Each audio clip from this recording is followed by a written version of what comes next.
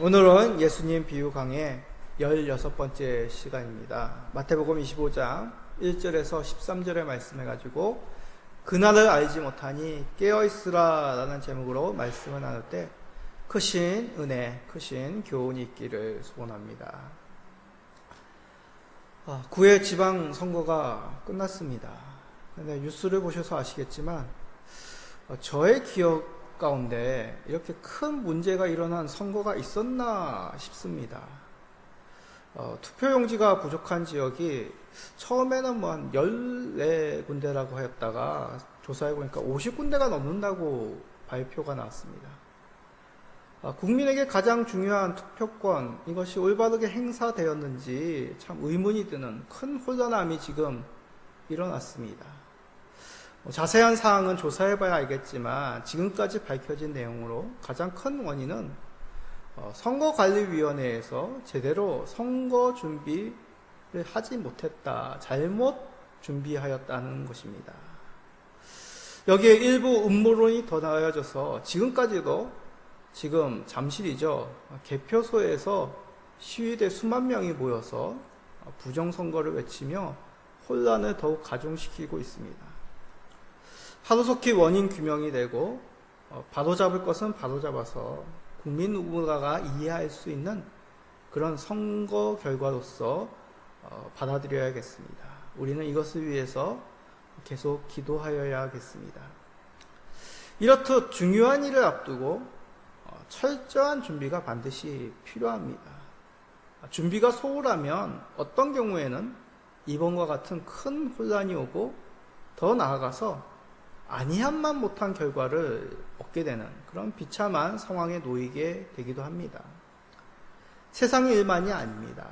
우리 믿음의 세계, 신앙의 세계에서도 미래를 위해, 장래를 위해 우리는 준비함이 반드시 있어야 합니다. 그 준비함이란 다름이 아니라 예수님이 오기 전, 하나님의 심판의 날이 임하기 전에 성도로서 믿음의 준비, 믿음의 삶을 우리가 살아가야 된다는 뜻이죠. 예수님은 제자들에게 자신이 승천하시기 전에 반드시 다시 오실 것을 약속하셨습니다. 성경은 처음부터 끝까지 우리에게 하나님의 마지막 심판의 날이 있을 것이라고 계속해서 강조하여서 우리에게 경고하시고 미리 알리셨습니다. 그러기에 그 전까지 우리 하나님의 자녀들은 이에 합당한 믿음을 가지고 하나님의 백성으로서, 자녀로서 삶을 믿음으로 살아가야 되는 것이죠. 그것이 당연합니다. 만약 그러지 않고 믿음 없는 사람과 구별함 없이 살아간다면 마지막 날 큰 후회 속에서 낭패를 당할 것이라고 말씀합니다. 오늘 살펴볼 일명 열처녀의 비유가 바로 이것을 우리에게 전해줍니다. 열처녀의 비유, 교회 생활 좀 해보셨다면 자주 들어보셨을 것입니다. 근데 막상 이 비유를 처음부터 끝까지 자세히 살펴보는 경우가 아니라 말씀 가운데 그 내용을 다루어질 때가 예로서 인용 말씀으로서 다뤄진 경우들이 많습니다. 저도 기억을 되돌려 보니까 부흥회와 같은 그런 특별한 자리에서 이 말씀을 들었던 기억입니다. 그러기에 익히 우리가 알고 있다라는 말씀이지만 또 오해하고 있는 부분도 많은 말씀이기도 합니다. 이 뜻은 우리가 반드시 이 말씀의 내용을 바로 알아서 잊지 않고 주님 오시기까지 이 말씀에 담긴 내용을 지키며 믿음으로 살아야 된다는 뜻입니다.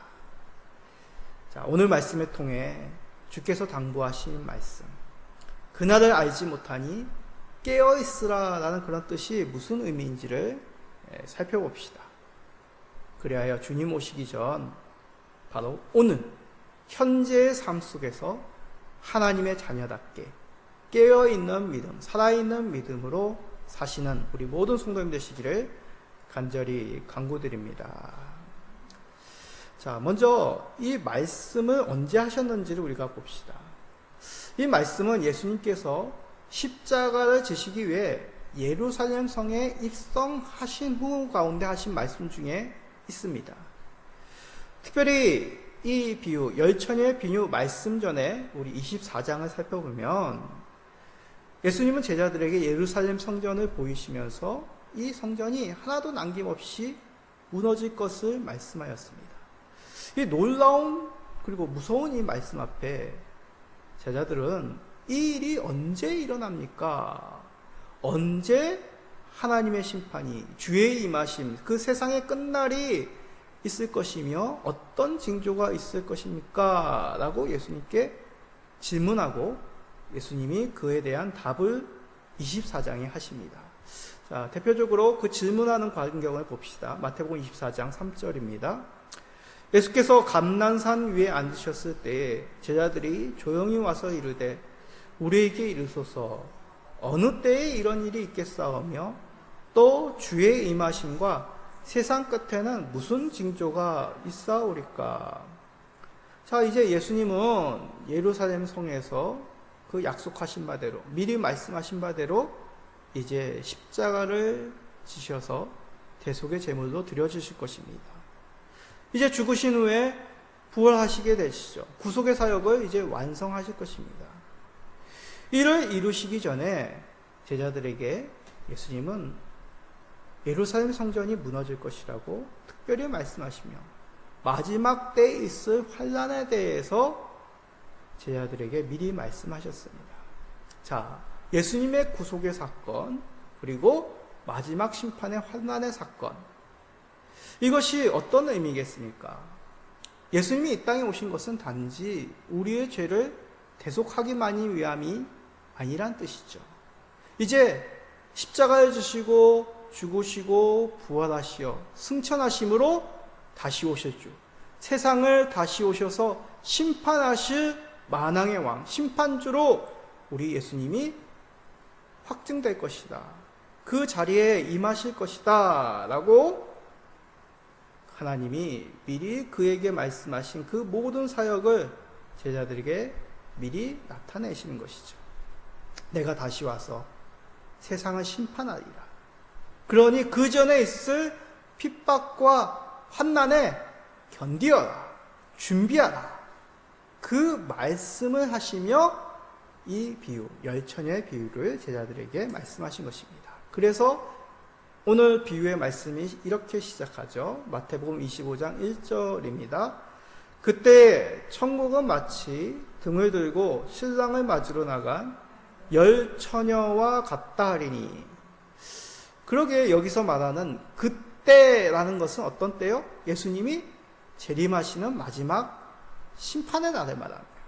그 마지막 심판의 날에 라고 하시면서 이제 혼인잔치에 등을 들고 신랑을 맞으러 나간 열처녀와 같다라고 마지막 심판의 날을 무엇으로 비유해요?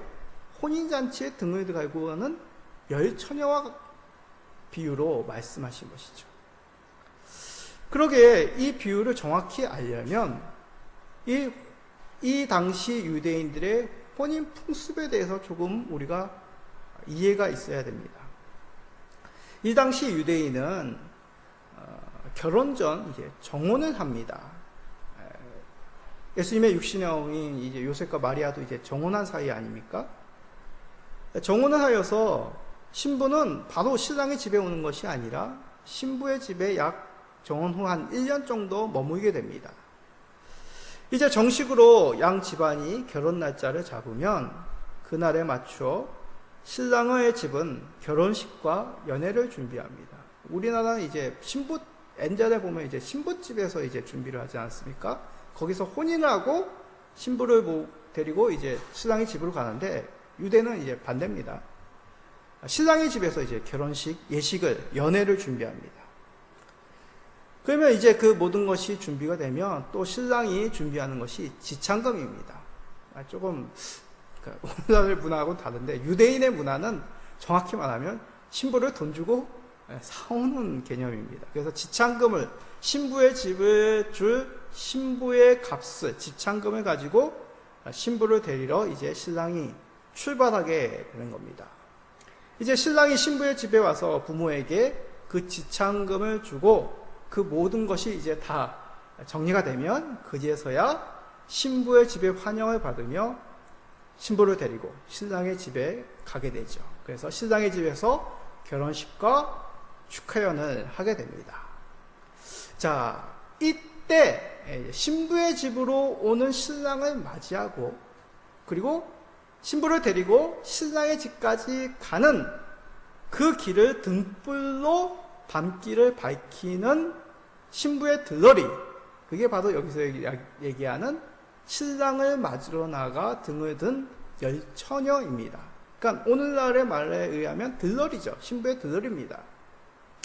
그러기에 이 열처녀는 대부분 신부의 친구 또는 친척, 신부의 친척들, 그리고 때로는 여종이 되기도 합니다. 자, 이런 사전적인 이해가 있으니 오늘 비유의 말씀이 머릿속에 이제 상상이 되죠. 이 당시에는 어떻습니까? 뭐 지금처럼 이동수단이나 뭐 통신수단이 없기 때문에 지금과 같이 신랑이 언제 온다 정확히 알 수가 없습니다. 몇 날, 어느 밤 정도만 알지 몇 시, 몇 분, 그렇게 우리가 예상할 수 없다는 얘기죠. 보장이 없습니다. 그러기에 신랑이 예상보다 늦게 오는 경우가 이 당시 결혼식 예식 과정의 대부분의 모습이었다고 합니다. 그래서 이 비유의 첫 번째 중심의 내용이 등장하는 것이죠. 신랑이 언제 올지 알지 못한다라는 내용이 이 비유를 듣는 제자들에게 충분히 이해가 된 것입니다. 이런 생각을 하신 분도 계실 수 있겠습니까? 아니, 신랑이 그 당시에 좀 걸린다면 그것까지 계산해서 늦어질 걸 감안해서 미리미리 부지런하게 자기 집에서 그 준비 마치고 빨리 오면 되는 거 아니야? 자, 그런데 이런 식으로 생각하면 이 비유가 성립이 안 됩니다. 더 나아가서 이렇게 생각할 수도 있겠죠. 열처녀끼리 잘 상의해서 지혜롭게 기름을 나누면 되는 거 아니야? 신랑의 집에서 좀 관대하게 피치 못한 사정으로 늦게 온 신부의 들러리를 집에 들여보내면 안 돼? 이런 생각을 할 수 있지만 비유가 무엇이라고 하였습니까?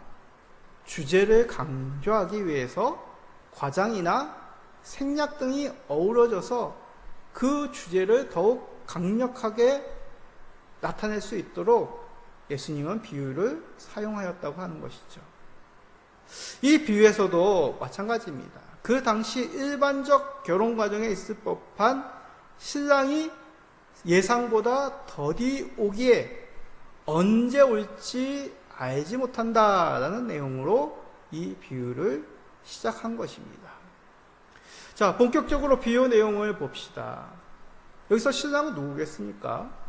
당연스럽게 우리 예수님이죠. 자, 신부는 교회입니다.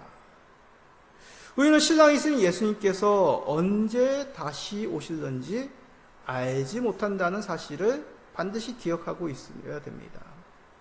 이 비유 전 제자들이 무엇이라고 예수님께 물었다고 하였죠? 언제 예루살렘 성이 무너집니까? 이 일이 언제 일어납니까? 라고 제자들의 관심은 언제 이 일이 일어나느냐입니다. 솔직히 우리도 이 제자들의 마음 같습니다.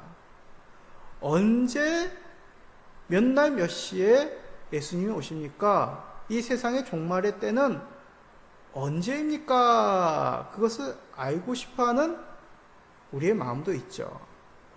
그러나 우리 예수님 뭐라고 말씀하셨습니까? 분명히 이 사실 언제 일어나는지 천사도 모르고 나도 모르고 오직 아버지만이 아신다라고 하셨습니다. 자, 앞장에 있는 내용이죠. 마태복음 24장 36절 우리 다 같이 읽어봅시다. 그러나 그날과 그때는 아무도 모르나니 하늘의 천사들도 아들도 모르고 오직 아버지만 아시느니라. 만약 이 말씀에도 불구하고 언제 마지막 날이다라고 얘기하는 사람이 있다면 그 사람은 반드시 이단입니다.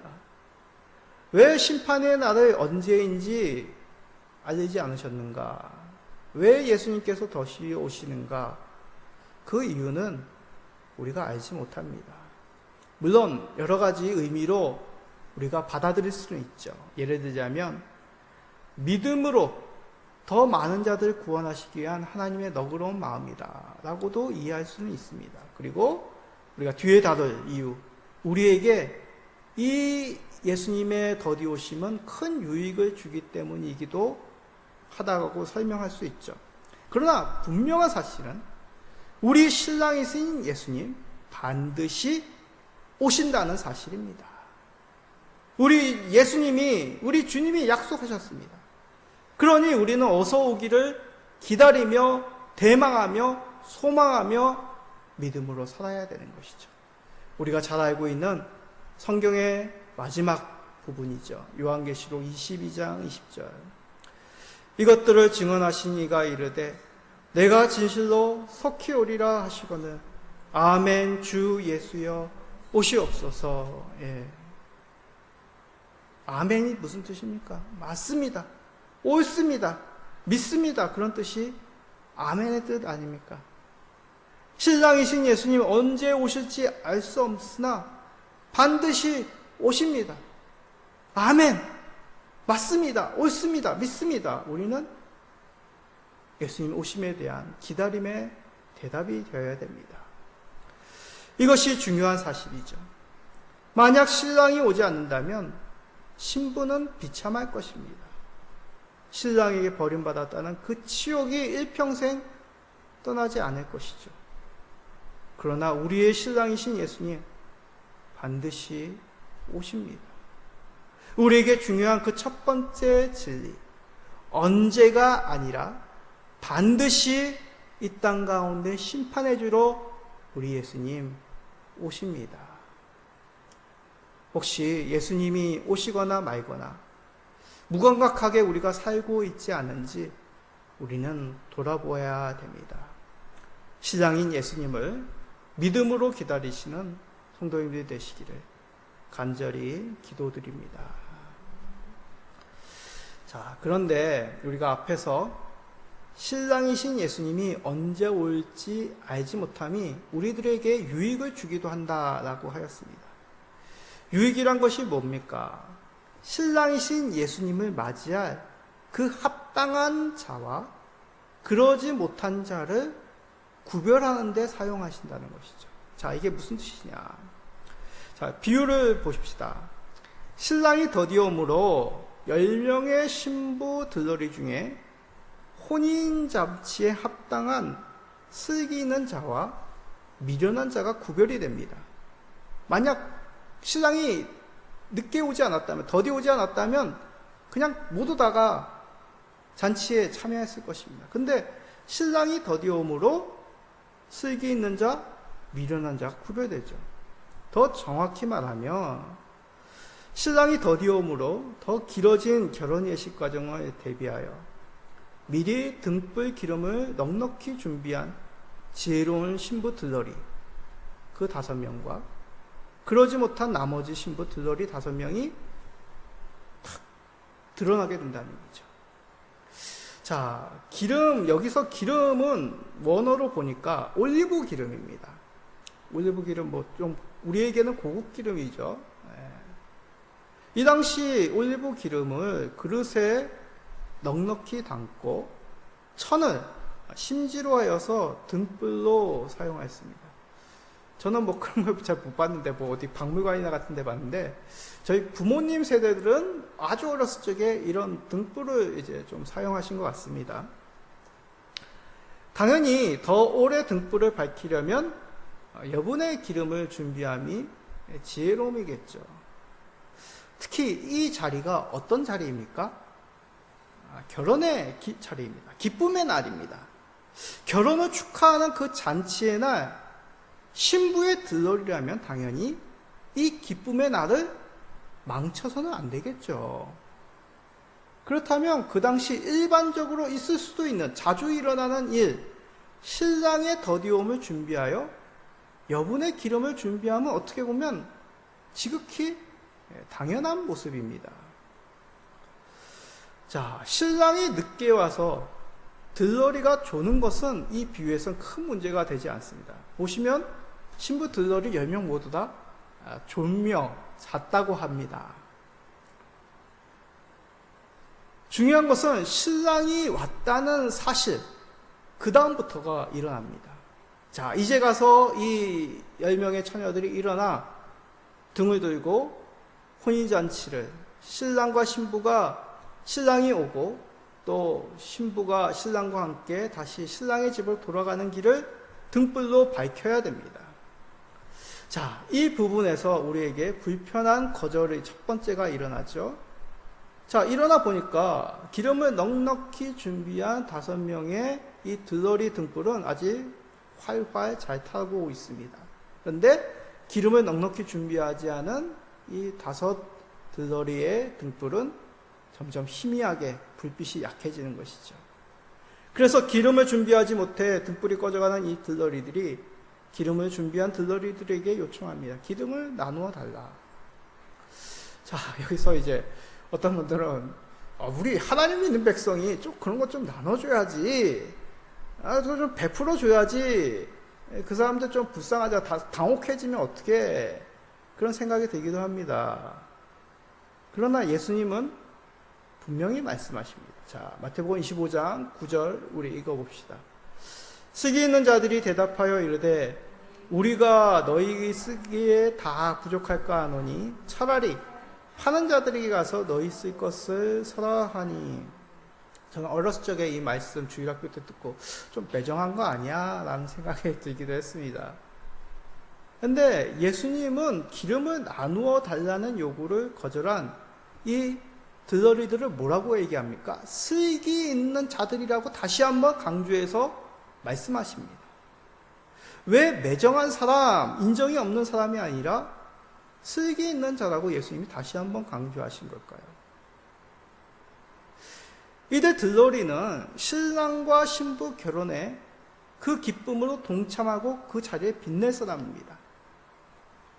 만약 이들이 신랑의 집으로 가는 중간에 등불을 모두 꺼트린다라고 생각해 보십시오. 지금처럼 전기가 있어서 거리가 밝거나 가로등이 있거나 그러지 않지 않습니까? 기쁨의 결혼잔치가 시작도 전에 당혹과 어두움으로 시작할 것입니다. 신랑과 신부는 모두에게 있어서 충격, 모욕으로 받아들여질 것입니다. 한번 머리를 상상해 보십시오. 많은 사람들이 기쁨으로 신랑의 집으로 아름답게 꾸민 신랑과 신부를 기뻐하며 가고 있는데 갑자기 캄캄해진다고 생각해 보십시오. 얼마나 당혹스럽고 얼마나 수치스럽고 얼마나 무섭겠습니까? 더 우리에게 익숙한 상상을 해보십시다. 우리들 지인의 결혼식에 우리가 참석했다고 생각해 보십시오. 막 시작하려는 그 식장이 갑자기 일순간에 정전이 일어나는 겁니다. 건물이니까, 창이 없는 또한 그런 예식장이니까 얼마나 칠흑같이 어둡겠습니까? 아마 기쁨의 결혼식 자리가 아니라 공포의 자리로 순간 변할 것입니다. 아니, 이 건물 혹시 무슨 일이 일어난 거 아니야? 어디 뭐가 잘못된 거 아니야? 더군다나 공포심으로 모든 사람들이 일순간에 비상구로 몰린다고 생각해 보십시오. 큰 사고라도 날 것입니다. 이 당시 신랑의 집으로 신부를 데리고 결혼식과 축하연에 참석하기 위해 가는 길에 등불이 꺼진다는 것은 바로 이런 의미입니다. 그래서 기름을 준비한 들러리를 가리켜 우리 예수님은 슬기 있다고 하신 것이죠. 다른 들러리의 관계가 지금 중요한 것이 아닙니다. 이 순간 더 중요한 주인공은 신랑과 신부입니다. 이 결혼식을 더욱 빛낼 그 책임이 이 들러리들에게 있는 것이죠. 잘못은 기름을 준비한 들러리의 거절이 아니라 결혼식을 빛낼 그 책임을 가진 들러리가 그것을 미리 잘 살피어 준비하지 않은 것입니다. 슬기로운 들러리와 이 미련한 들러리가 신랑이 더디움으로 드러나게 되는 것이죠. 그 전까지는 알지 못합니다. 여기서 말하는 미련함 속에는 불신하는, 신앙심이 없는 그런 뜻도 담겨 있습니다. 무슨 뜻입니까? 신랑이신 예수님이 오시기 전까지 예수님을 맞이하기 위해 사력 있게 준비한 자들, 그리고 반면에 불성실하게 불신앙으로 대한 자들이 구별이 된다라는 뜻이죠. 때로는 이 땅에 살면서 다 같이 무료하고 현실에서 치이며 힘들게 사는 것처럼 보입니다. 그러나 사려 깊은 자들, 즉 슬기 있는 자들은 예수님을 더디 오심을 통하여 불신앙이 아니라, 무료함이 아니라, 무의미함으로 살아간 것이 아니라 더욱 예수님을 간절히 기다리며 그 영광의 날을 빛낼 준비를 하며 슬기 있게 살고 있습니다. 반면 미련한 자들, 불신앙에 품은 자들은 예수님이 더디 오심이, 아유, 예수님 언제 오시겠어? 그때 대충 준비하고 대충 살다가 대충 믿음으로 그때 뭐 잘 눈치껏 가면 되는 거, 그런 불신앙과 불준비함으로 예수님에 대함으로 무의미하게 현재를 그저 살아가게 되는 것이죠. 그러게 이 비유에서 말하는 기름을 준비함은 어떤 사랑을 행하라, 성령 충만하라, 말씀에 순종하라, 그런 어떤 한 의미만이 아닙니다. 전반적인 신랑이신 예수님을 맞이할 우리 믿음의 성도로서 준비하는 그 모든 믿음, 그 믿음의 삶을 뜻하는 것이죠. 예수님의 결론적인 말씀에 이 의미가 잘 담겨 있습니다. 자, 마태복음 25장 13절입니다. 그런즉 깨어있으라. 너희는 그 날과 그 때를 알지 못하느니라. 자, 깨어있다라는 말에는 일어나라, 각성하라 라는 뜻이 있습니다. 경각심을 가지고 스스로 감당할 그 책무 등한시하지 않고 계속 지켜내며 유지하라, 그런 뜻이 여기서 말하는 깨어있다라는 그런 뜻입니다. 그렇습니다. 우리가 준비할 기름, 그것은 성도로서의 책무, 그 믿음의 삶, 하나님을 영광되게 빛내는 그 성도의 아름다운 삶이라는 것이죠. 예수님이 언제 오실지 알지 못하니 오늘 우리가 살아가는 하루가 바로 예수님이 오시는 날, 그 신랑을 맞이하는 날처럼 우리가 책무를 다하며 살아가야 된다는 뜻입니다. 혹시 예수님이 더디 오신다고 느껴지십니까? 저도 때로는 그렇습니다. 좀 빨리 오셔가지고 우리의 억울함을, 우리의 이 힘듦을 풀어주셨으면 하는 기도가 저절로 나옵니다. 그러나 예수님이 언제 오셔? 오시겠어? 그럼 불신앙으로 받아들인다면 오히려 이 미련한 15처녀와 같이 우리는 불신앙의 모습으로 전락하게 될 것입니다. 그러지 않기를 소망합니다. 예수님 오시기까지 근신하며 성도의 책무, 믿음으로 현재를 살아가시는 우리 그리스도인의 빛됨을 드러내시는 우리 성도님 되시기를 간절히 소망합니다. 사랑하는 성도님들, 이 말씀은 허구가 아닙니다. 비유를 사용하셨지만 앞으로 있을 사실을 제자들에게, 우리들에게 미리 예수님이 당부하시며 경고하시며 하신 말씀이죠. 여기서 중요한 것은 우리가 이 혼인잔치에 들어가는 것입니다. 그 후에는 문이 닫히기 때문이죠. 자, 마태복음 25장 10절을 주목하십시오. 그들이 살아간 사이에 신랑이 오므로 준비하였던 자들은 함께 혼인잔치에 들어가고 문은 닫힌지라. 자, 안타까운 두 번째 거절이 일어납니다. 문이 닫힌 후 기름을 준비하지 못한 들러리들이 늦게나마 혼인잔치의 문을 열어달라고 외칩니다. 주여 주여, 많이 들어본 말씀이죠. 그러나 주인은 이들을 모른다며 그 문을 열어주지 않습니다. 자, 이 당시 결혼 문화에서 함께 신랑 신부의 행진에 동참하지 않은 자들은 그 결혼식에 들어갈 수가 없었다고 합니다. 우리 전에 주인의 임금의 잔치자리, 아들의 잔치자리 비유에서도 말씀드렸죠. 유대인들은 혈연 신앙 공동체입니다. 무척이나 명예가 중요한 사람입니다.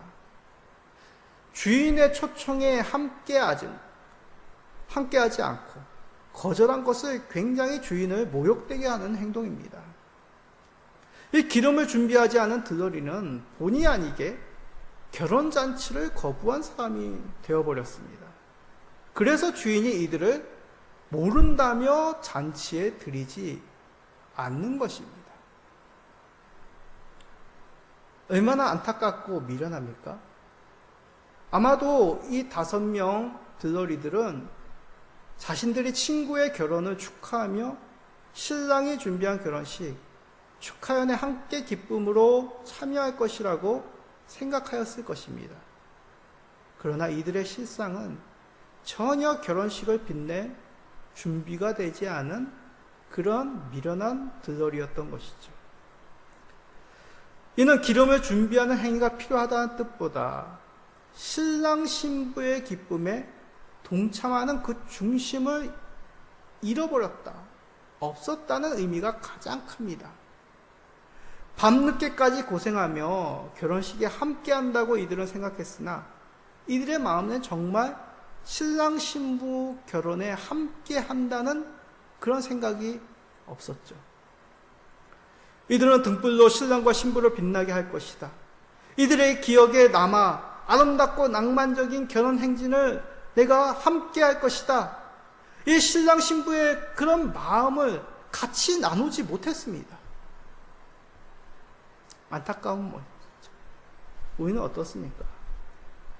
예수님을 다시 뵙기를 원하십니까? 예수님과 함께 천국의 잔치에 기쁨으로 참여하시기를 원하십니까? 사랑하는 우리 믿음의 가족들과 함께 이제 눈물과 고통 없이 웃음과 평안과 사랑만이 있는, 그 따뜻함만이 있는 그 아름다운 하나님 나라에서 삶을 함께 나누기를 소원합니까? 언제 예수님이 오실지 알 수 없습니다. 그러니 깨어 주 예수님과 연합할 그 기쁨의 자리, 믿음으로 인내하여 아름답게 이 땅 가운데서 현재 가운데 그 믿음을 드러내시는, 그리하여 하나님의 이름, 예수님의 이름을 마지막 날에 더욱 영광되게 빛내 우리 모든 성도님 되시기를 예수 그리스도의 이름으로 축복드립니다. 아멘.